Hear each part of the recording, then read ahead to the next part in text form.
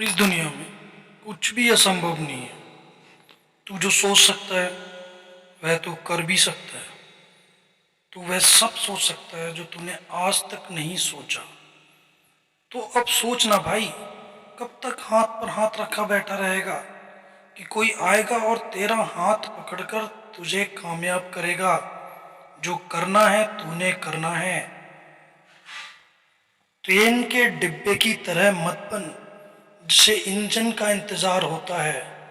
Engine बन भाई, engine जो खुद 10 डिब्बों को लेकर उसके मंजिल तक उसे पहुंचाता है। सफलता सबको चाहिए, बट कामयाब कुछ ही लोग होते हैं। 95% लोग असफल हो जाते हैं और सिर्फ 5% लोग ही कामयाब होते हैं। क्योंकि ऐसा क्यों होता है, आज मैं इसे एक स्टोरी से समझाना चाहता हूँ। ये एक रियल स्टोरी है जो तूने बहुत बार सुनी होगी। इसको सुनकर ये मत सोच लेना कि ये मैंने सुनी है। अरे भाई, इससे बाहर कुछ नहीं है। इसी में छुपा है सफलता का रहस्य, सीक्रेट ऑफ सक्सेस। हमें ऐसा लगता है कि सक्सेस बहुत सारे रास्तों से गुजरती है। ये गलत है। दुनिया के किसी भी सफल इंसान को उठाकर देख ले, वो कामयाब उसी रास्ते से हुआ है जहां पर और कामयाब लोग हुए हैं।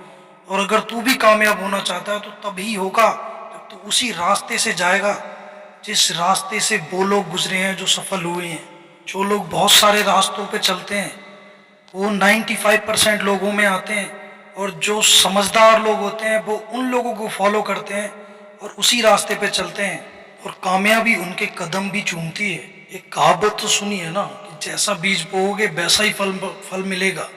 ये सच है। अगर उन 5% लोगों की तरह बनोगे, उनके रास्ते पे चलोगे, उनको फॉलो करोगे तो वही बनोगे। और 95% लोगों की तरह अगर रहोगे, उनकी तरह चलोगे, तो आपको वही मिलेगा जो उन्हें मिला है। कुछ अलग नहीं मिलेगा भाई।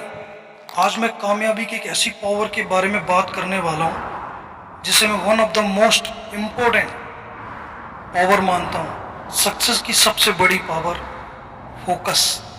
ये वह पावर है जिसके बिना दुनिया में कोई आज तक सफल नहीं हुआ। आप बड़े से बड़े टारगेट को सेट कर लो, अगर उस पर फोकस नहीं है तो वो कभी भी अचीव नहीं होने वाला है।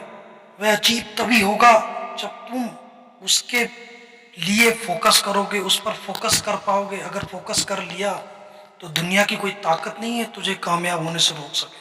और मैं इसे आज एक स्टोरी से समझाना चाहता हूँ। ये कहानी है महाभारत की, पांडवों और कौरवों की, जिनके गुरु द्रोणाचार्य थे और वो कुछ शिक्षा देते थे। एक दिन उन्होंने सोचा कि क्यों ना मैं इनकी परीक्षा लूं, और उन्होंने एक पेड़ पर एक लकड़ी के पक्षी को लटका दिया और पांडवों से कहा कि वन को चलें, आज उनकी परीक्षा है। और वो पांडवों के साथ वन को गए और उस पेड़ के जाके पास बोले कि देखो, इस पेड़ पर एक पक्षी टंगा है, इस पक्षी की आंख पर तुमने निशाना लगाना है।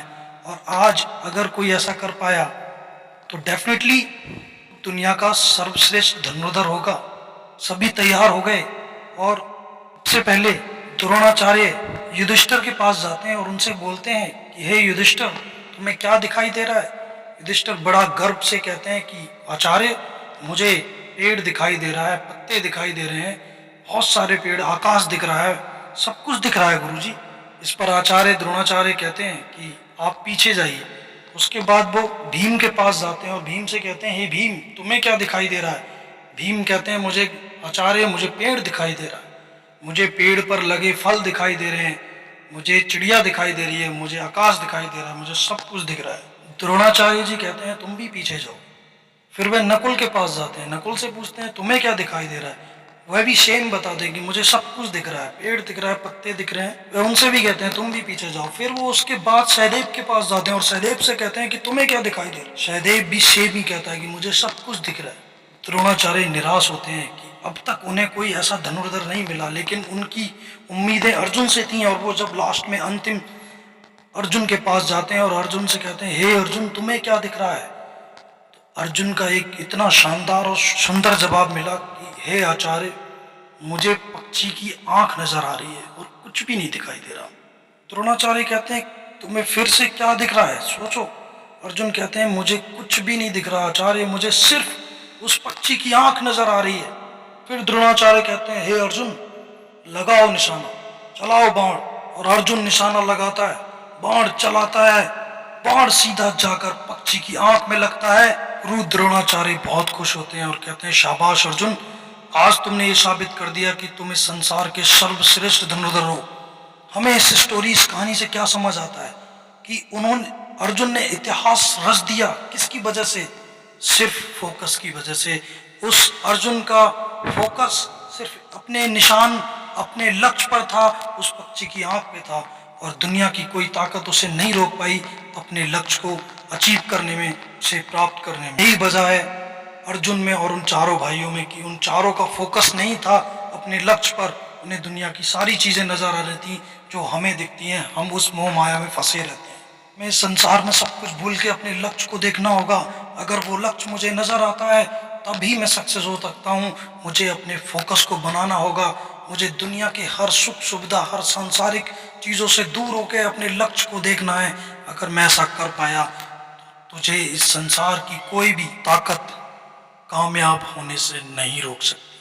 ये फोकस ही है जो इतनी बड़ी पावर है। अगर तू इसको अपने लक्ष्य को फोकस कर पाया, तेरी जीत निश्चित है। अगर तू भी चाहता है कि अर्जुन की तरह तेरा भी नाम हो इस दुनिया में, तो तुझे भी जाने, तो तुझे भी अपने लक्ष्य पर फोकस करना होगा और एक दिन तू जरूर कामयाब होगा। जय हिंद, वंदे मातरम।